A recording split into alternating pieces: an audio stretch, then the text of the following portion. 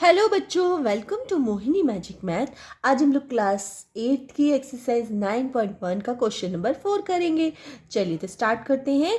The diagonal of a quadrilateral shaped field is 24 metre and the perpendicular drop on it from the remaining opposite vertical are 8 meter and 13 meter. Find the area of the field.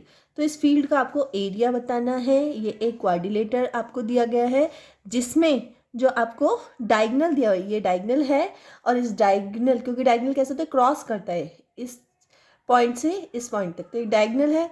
ये diagonal क्या है, 24 metre का है। ठीक है, अब इस diagonal के ऊपर आपको परपेंडिकुलर भी डाले गए हैं, तो एक परपेंडिकुलर आपका 13 मीटर है, एक 8 मीटर है। ठीक है, आपको क्या बताना है, एरिया बताना है। चलिए हम लोग कर लेते हैं आंसर।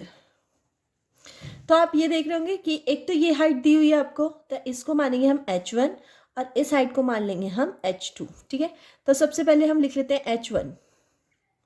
h1 कितनी है, 13 मीटर, और h2 कितनी है, 8 मीटर। हाइट, दो हाइट दे रखी है ना इसमें। ठीक है, और हमें जो डायगोनल दिया गया है, और इस डायगोनल का नाम हम लोग सबके नाम रख देते हैं। सबसे पहले A B C, ये C है और ये D। ठीक है, तो ए सी एक डायगोनल हो गया और इसका नाम क्या हो गया, ये मतलब कितने मीटर का है, 24 मीटर का है। ठीक है, अब हमें क्या निकालना है, पूरे इसका एरिया निकालना है। अब एरिया देखो डायरेक्ट तो निकल नहीं पाएगा क्योंकि इसमें अलग अलग दिया हुआ है। अगर दोनों पैरेलल लाइंस दी होती, ठीक है, तो हम लोग देखते कि होता है कि नहीं होता, लेकिन इसमें सब कुछ डिफरेंट डिफरेंट है। लेकिन हम एक चीज़ नोटिस कर रहे हैं कि ये जो देखो एक ट्रायंगल ये बन रहा है, हमारा ट्रायंगल बन रहा है ना, ABC। अगर मैं इसको छुपा दूं, अगर मैं इसको, ये स्केल ले लेती हूँ, स्केल से मैं अगर इसको हाइड कर दूं, ये देखो इस तरह से, तो आपको एक ट्रायंगल दिख रहा होगा, दिख रहा है ABC। ठीक है, इसकी जो देखो, इसका बेस 24 है और इसकी हाइट 13 है, तो आप एक ट्रायंगल का एरिया निकाल सकते हो। ठीक है, तो अगर सपोज मैं इसका एरिया निकाल दूं तो एरिया पता चल जाएगा इसका।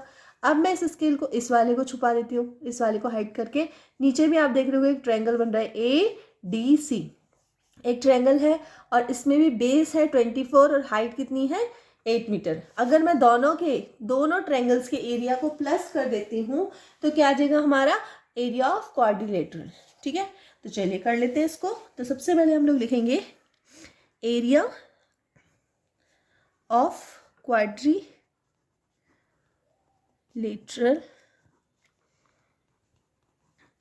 ABCD।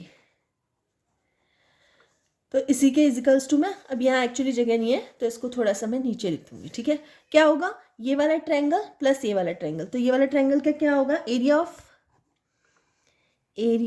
Of triangle ABC plus area of triangle ADC।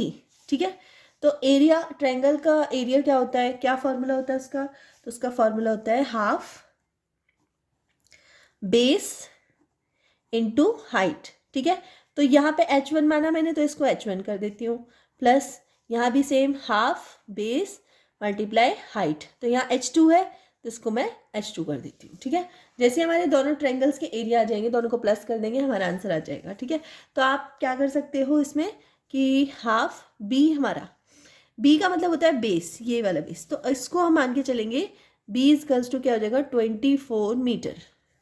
ठीक है, तो b कितना हो गया हमारा 24, h1 कितना है 13, प्लस इसी तरह से b कितना है 24, क्योंकि इनका बेस जो है वो दोनों का सेम है, क्योंकि दोनों चिपके हुए एंगल है ना, इसीलिए। और ये हो गया 8। ठीक है, इसको आप सॉल्व कर लीजिए, तो 2 से 24 जाएगा तो कितना आएगा 12, और यहाँ से 2 से इसको कट कर दो या फिर इसको कर दो, ये हो गया 4, है ना।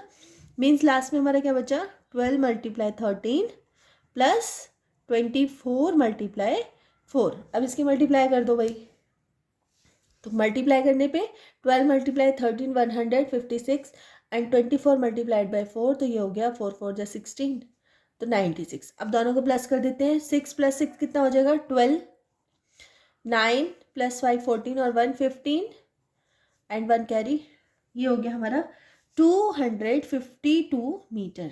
ये क्या आ गया हमारा एरिया ऑफ क्वाड्रिलेटरल, क्योंकि दोनों ट्रायंगल्स के एरियाज को हमने प्लस कर दिया है। आंसर में क्या लिखेंगे हम लोग, हैंस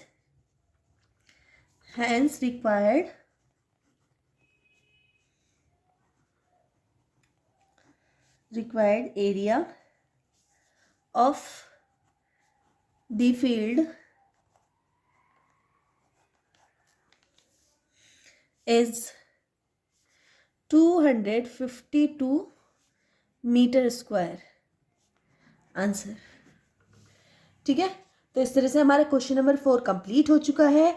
अगर आपको वीडियो थोड़ी सी भी यूजफुल लगी हो तो प्लीज़ वीडियो को लाइक कर देना, चैनल पर नए हो तो सब्सक्राइब कर लेना और अपने फ्रेंड सर्कल में शेयर कर देना। मिलते हैं नेक्स्ट वीडियो में, तब तक के लिए बाय।